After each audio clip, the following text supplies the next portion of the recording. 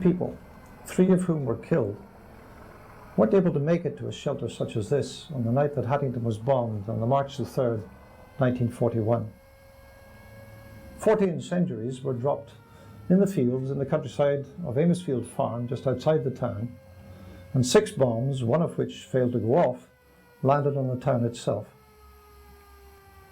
Probably the work was done by a single German aircraft, a Heinkel 111 operating out of Stavanger in Norway, and more than likely this was simply a target of opportunity for the aircraft that night.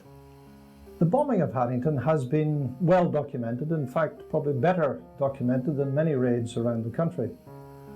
But in the telling of that story, some significant errors have crept in. It's the purpose of this video to try to set the record as straight as we can, given the available sources. But the best sources are those in people's memories. Memories of those people who experienced the night that the Blitz came to Haddington.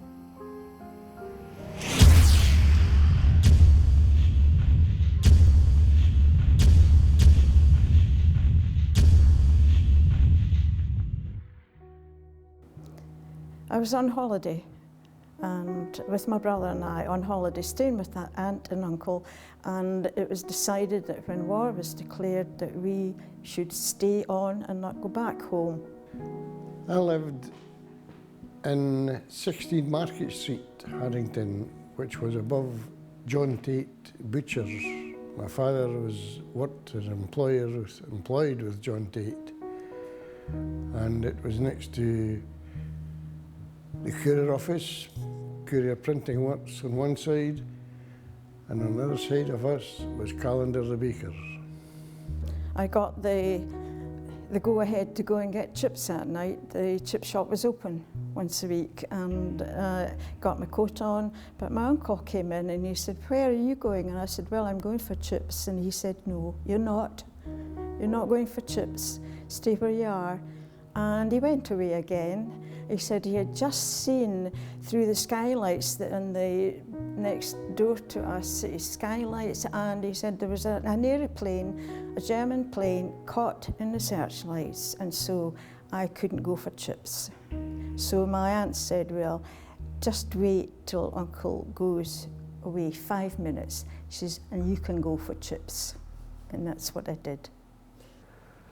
We weren't quite in bed when the sirens went, but my mother had everything ready for anything, and she just picked us up, took us up to the shelter with my father. She had a case with everything that was needed, and we went up to the shelter. But because it was a beautiful night, instead of going into the shelter, my dad sat me down on the wee parapet wall at the top and sat there beside him for a while. It was blackout, so there were no lights in the street, and at that time you couldn't have used even a torch.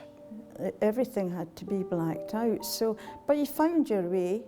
I mean, if there was a bit of a moon at night, then there was no problem with that. So I just left the house and turned down to the right, down a lane there, across the high street, and stood in a queue that night for chips. One of the searchlights, I think the searchlights were from the Garleton Hill. One of the searchlights picked it up, and that's when my father grabbed me, and the next thing I knew, he was crouching over the top of me at the foot of the stairs of the shelter, and then the shelter shook when the first bomb dropped. I got back into the flat and about to hand my aunt the bundle of chips, but suddenly there was a great explosion, and we were all knocked about a bit, and the chips went up in the air, chips everywhere, and my aunt's mother, she fell into the fireplace, and the other lady, she was shaken, and my aunt just stood and suddenly realised when she shouted, "Oh, it's bombs." The first thing that I noticed or can remember about was noise from outside in the street. And then my father came into the bedroom and said, "We'll have to get you out of here." there's a bomb. I had no idea where the bomb was at that time. And I was wrapped in a blanket. My brother, I think, with his dressing gown on. And my mother had already been in front of us with my sister.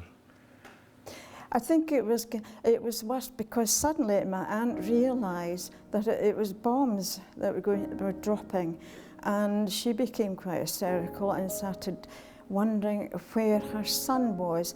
My cousin was only about 16 at the time, and she didn't know where he was, and of course that was her big worry. My father says, "I'll need to lift you over this." And all I can see was this big black thing lying at the door, getting lifted over and carried down onto the street, at Market Street. And then, first thing I can recall is the flames and that, the noise coming from Bailey's building up the street. And they were taking us across the street to the Black Bull Hotel, which was owned by Mr. and Mrs. Gregg, I believe. And they took us in there, and I'd realised later that outside the room where they had taken us, there was another hole for a bomb, or a crater where a bomb had landed. Then my uncle came upstairs and said, "Come on, you'll all have to move into the back of the house quickly." And as quick as we could, and as quick as they could help Mrs. Crowe, a very elderly lady. And so we got into the back of the flat up there. It was an unexploded bomb, and we were told probably the next day or the day after that it had come in at an angle.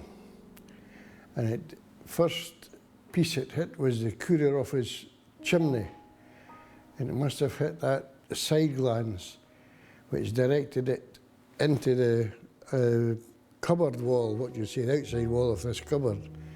And it came right through that window, just a small window, and then through the door, which was a lightweight door really, and then it hit the wall in front of our apartment door, and it lay there on the mat there.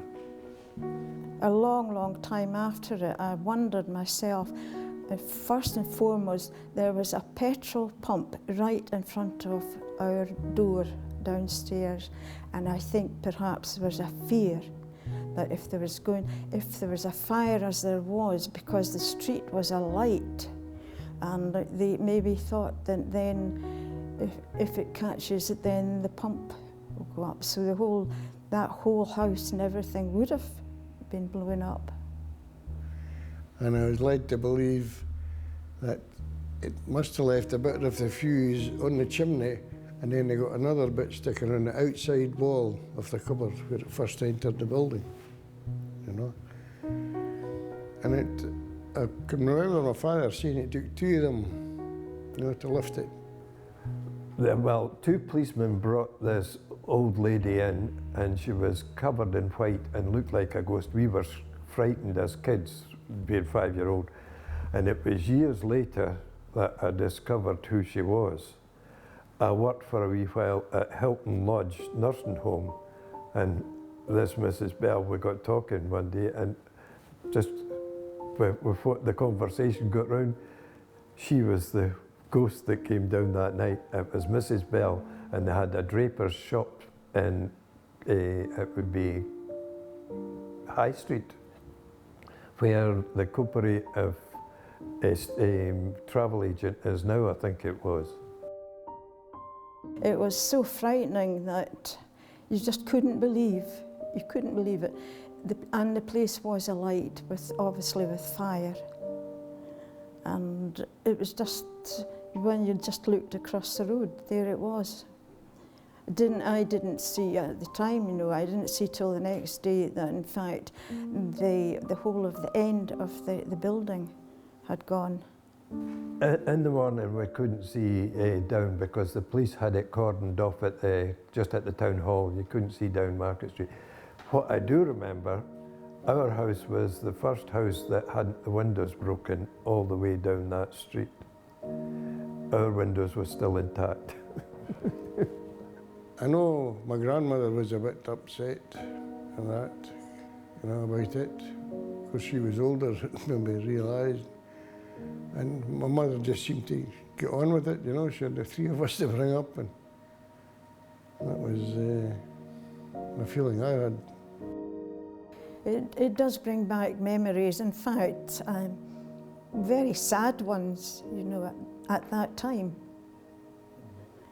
Sad for them, and sad whoever the soldier was. I don't know, but yes, it was a very sad time. I never settled after that. I wanted home, and I pestered my mother eventually to go home, and she said, all right, but you go back to school in Edinburgh. Hugh Whitehead stayed, well, his mother stayed above us, but at the time Hugh was a fireman at Lorison in Edinburgh, and he came down with a fire engine that night, a turntable ladder, to fight the fire at Bailey's in Market Street. And it wasn't until the following morning that we discovered that Hugh had been blown off the turntable ladder and was in the hospital, because Mrs. White came down to my mother in a bit of a state, asking her if she would accompany her up to the hospital to see how Hugh was. And he came round, he was unconscious when they arrived, seemingly, and it was in the afternoon, and his first words were, "How are the bairns?" Meaning my sister and I. I never forgot when I saw it, the building had gone, everything. It's tremendous. And there was a lot of people then, of course, down at the back of the Newton Port. They were all, there was houses along there, so they were all out. I think they couldn't believe what they were seeing either at that time. But the biggest impact, I think, on the community was the actual fact of it happening, of the bombing happening. I saw some of my aunt's furniture and cushions and that lying outside. So they had obviously started to even take furniture out just in case. Looking back at it on later years, I'd say extremely lucky. Extremely lucky. I think if the fuse hadn't either landed on the cooler office chimney or another bit on the wall outside, he'd have been a goner. Because it was right, really in the heart of that big building. I think it did affect me, you know, for a long time after it, without realising, but it did.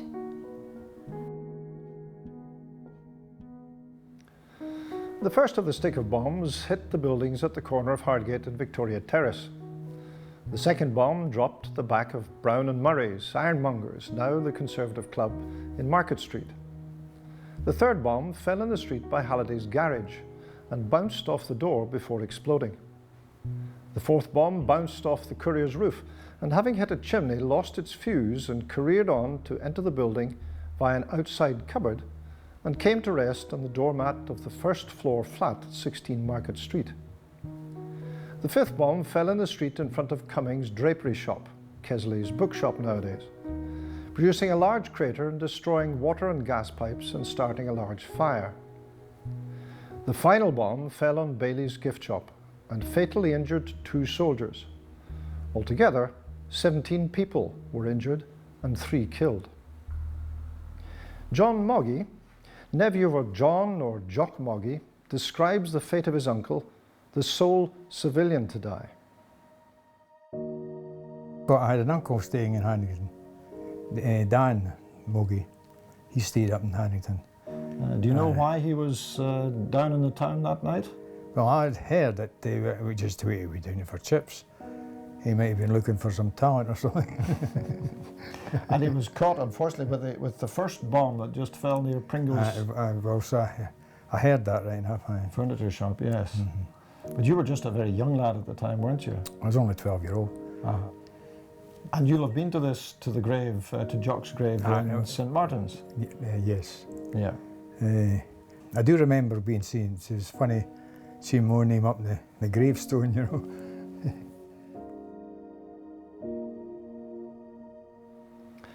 A number of people were to be mentioned in official reports for their actions that night.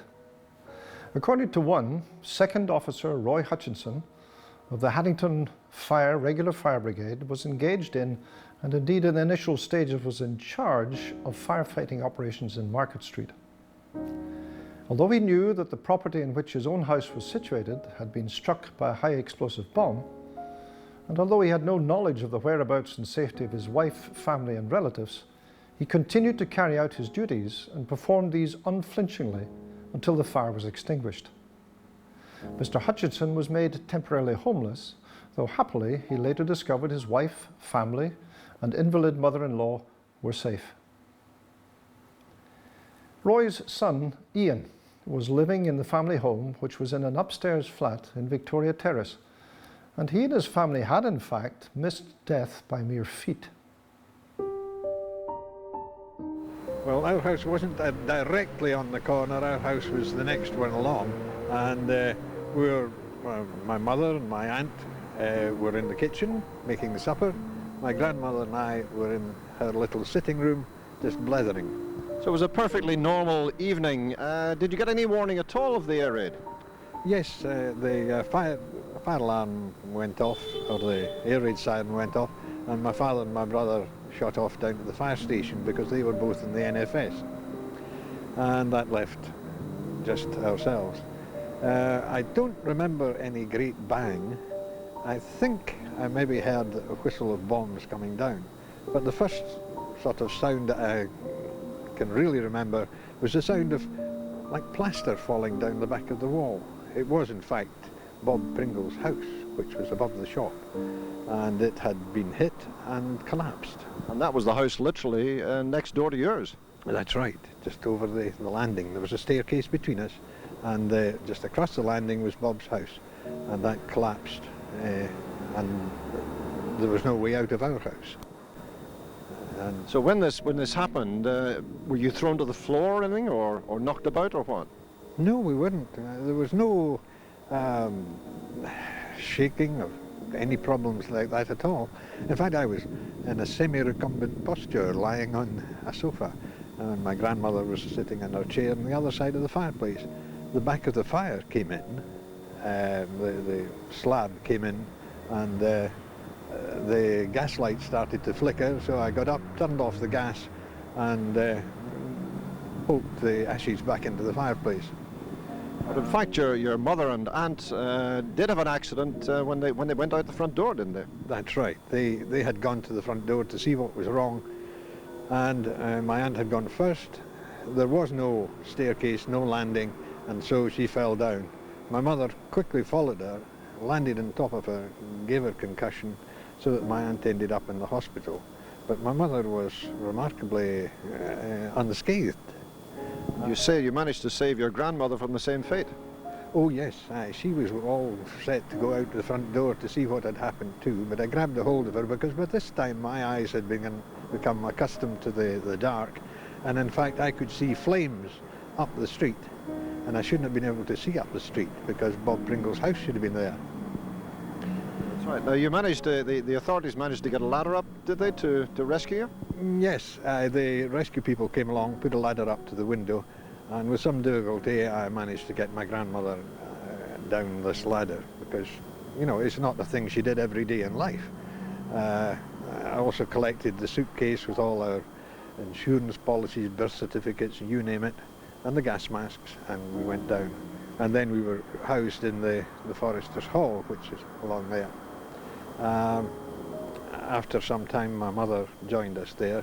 My aunt was still in hospital. My father at this time was fighting the fire which I had seen through the front door, the one up at Bailey's, what was Bailey's shop, and was used by the army as a store for everything, ammunition, acetylene bottles, all sorts of things. And these were all going off bang, bang, bang. So he was busy fighting that fire, and not knowing just exactly how we were down at this end of the street. A very worrying time for him, but presumably, or I should say in addition, you gave him another cause for worry the next day, didn't you? What did you get up to then? Well, like all boys, we went raking. We went along the banks of the Tyne, just along there, and we found a lot of incendiary bombs. They were all burned out, apart from one which was lying in the river in shallow water, which I picked up, and it appeared to be untouched.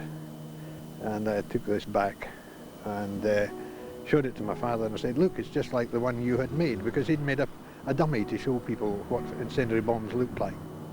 And he says, it could have gone off. And I said, oh no, I banged it against the wall like you do with the practice ones, and nothing happened. Bang! He gave me a clip in the ear, and that was our counselling session. I see, so a day to remember, as they say. A day to remember, yes, or a night to remember. Yeah. And it's followed by a day. Eric Groom, a volunteer fireman, was sitting in the audience in the new county cinema 40 or 50 yards north of Ian's home, about to watch Of Mice and Men.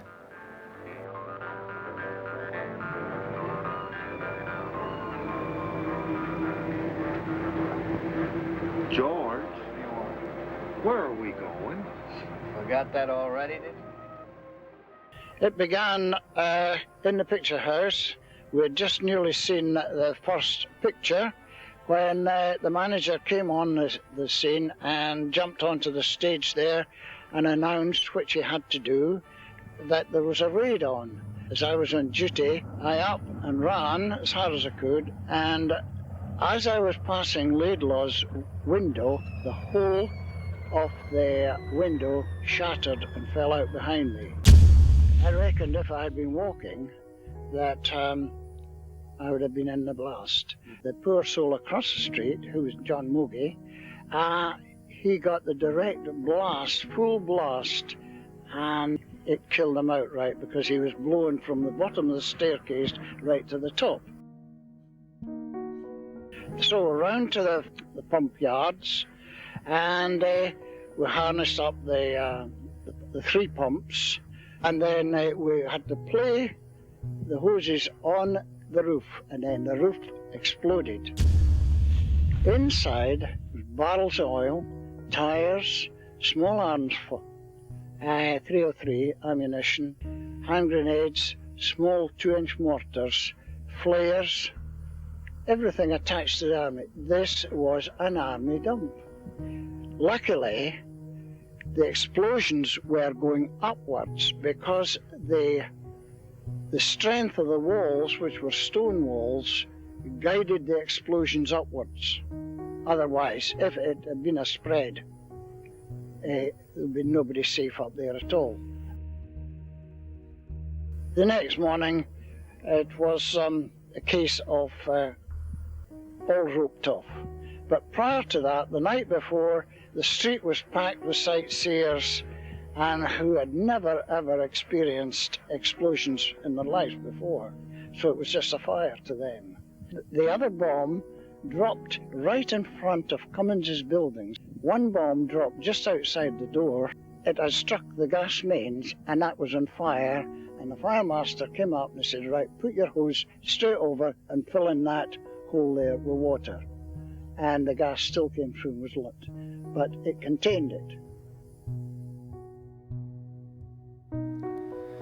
2 telephonists working directly behind Bailey's shop in the telephone exchange on the high street shared the good fortune of the cinema goers and also had a very lucky escape. Since they provided the only telephone connection between all the emergency services, their job was clearly important. An official report describes their actions as follows. In spite of a fierce fire which at one time threatened to envelop the exchange, the operators stuck to their posts and continued to pass through important messages. The danger was made more acute by the presence of small ammunition and explosives in the burning building. At one time, part of the exchange went on fire, but was brought quickly under control by the use of a stirrup hand pump. Mary Todd, though not in Haddington on the night of the raid, had trained as a telephonist and came to work in the Haddington Exchange in 1947 after being demobbed from the ATS in 1945. Well, the switch room, there was a 3-position board in the switch room, and the night operator would be on duty, and it must have been a big explosion, but Miss Chirnside never ever spoke very much about it. She was a bit reluctant almost, I would think, but certainly it must have been a very frightening experience for her. Well, certainly when the curtains went on fire, as we believe they did, with the heat, the intense heat coming through the walls. So she never talked about it much afterwards? She didn't. No, it was like drawing teeth. It was like drawing teeth. And apparently she had a helper, an assistant on the occasion of that night during the air raid. Yes, and they just carried right on working throughout all the explosions and noise and the rescues and so on. Yes, she would need to be there, of course, because fire brigade and police and everything, they would all need contact with each other. And it all came through this exchange? Oh yes, there was nowhere else it could go. It had to come through here. The idea that Haddington's raid was somehow part of the Clydeside Blitz is simply disproved. Haddington was hit on the 3rd of March, Glasgow on the 10th. Basically, end of argument. It is possible, however, that more than one aircraft was in the area at the time, as bombs were dropped in the Stenton area the same night. However, only one appears to have attacked Haddington itself. It is more than likely that this aircraft took what Haddington offered as a target of opportunity, perhaps as part of an effort to test the Forth's general defences. It is possible that the pilot was attracted to the town by the presence of lights being shown by an army convoy on the A1 en route to Amosfield Camp, though this has to remain conjecture. In the end, we will have to accept that the true reason why Haddington was bombed has died with the passage of time. No unit record exists to give us official insight, as the unit's records were lost, most likely in the frozen wastes of Russia.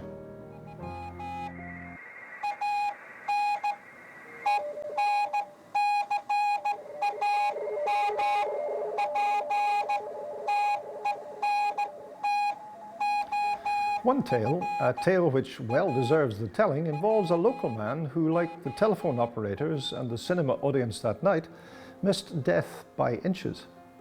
Bill Amos was working, as he always did, in great secrecy in his workshop, a small annex to 62 Market Street. You might not think so, but looking around this small room, something fairly historical took place here back during the war years. We're actually in Bill Amos's workshop, but it would look very, very different in those days, because here you would have seen some fairly sophisticated radio equipment. Bill was a trained radio operator. He'd learnt his trade in the Merchant Navy. And when he came out of the Navy, he opened up a radio shop just next door. This room was used during the war for his listening duties. He spent something like 5-6 hours a day every day of the week, listening for German radio signals. He, of course, didn't understand what they meant. They were in code, and he would have noted down exactly what he heard on a bit of paper, which would have been sent down to Bletchley Park. There it was decoded. Clearly this was entirely secret work. Very, very few people came in here. Bill, obviously. Lizzie Tully-Jackson, his assistant in the shop, and his controller. After the war was over, very few people knowing what had gone on here, his work was recognised by the award of a BEM as a member of the Observer Corps.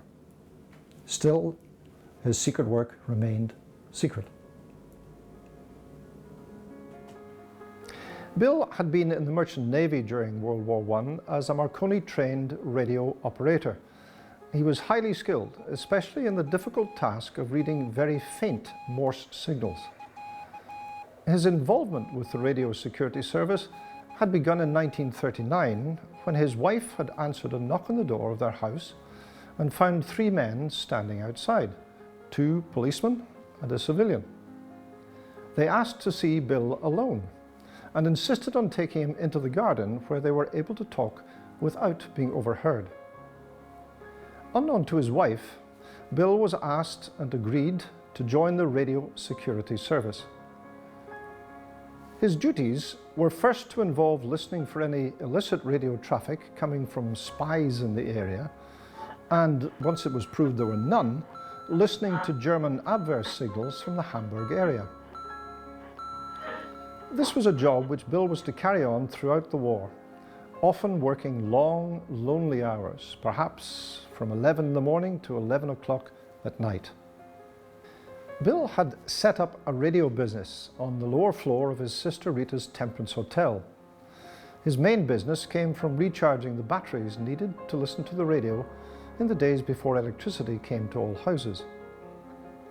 Before the war, Bill had employed Lizzie Young to help him run the business, and it became Lizzie's job to fend off customers and unwelcome visitors when Bill was at his radio receiver in the annex. She became highly skilled at telling a mighty range of white lies. Nobody was there.